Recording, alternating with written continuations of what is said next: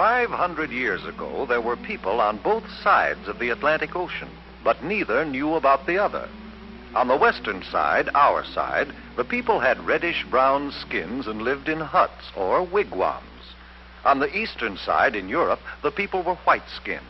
They had learned how to build houses and large sailing ships, but they still didn't know much about the rest of the world. In fact, most of them believed the earth was flat. Then one day, a map maker named Christoph Kolumbus had an idea. Do you know what?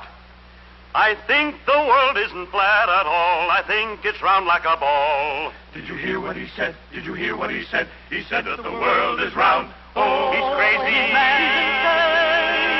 Then Queen Isabella of Spain agreed to supply the ships and men for his trip. I will discover a shortcut to India and bring back some of the great wealth I find there. And I can do it, for I know the world is round. And instead of going east to India, I shall sail west and reach India around the other way. It will be a shorter and cheaper way, for I'll do it all by sea. Queen Isabella provided Columbus with 3 ships, the Nina, the Pinta, and the Santa Maria. And on August 3rd, 1492, they set sail across the unknown Atlantic.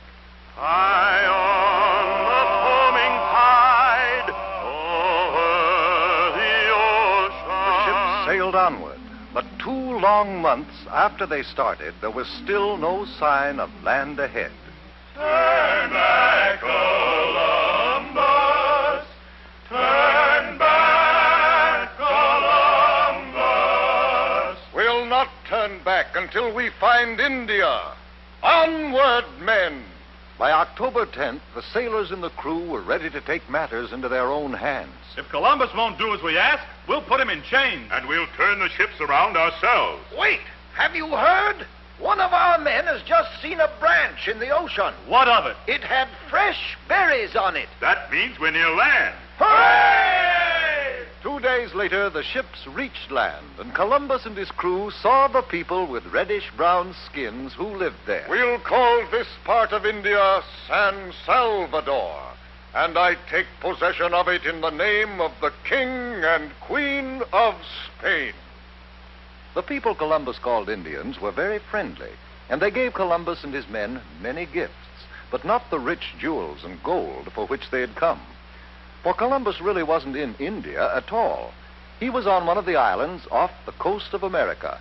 But because of Columbus's mistake, the natives of America have been called Indians ever since. Columbus had no trouble getting ships and men for his second voyage, but he still hadn't the slightest idea that he was headed for the vast continent of America.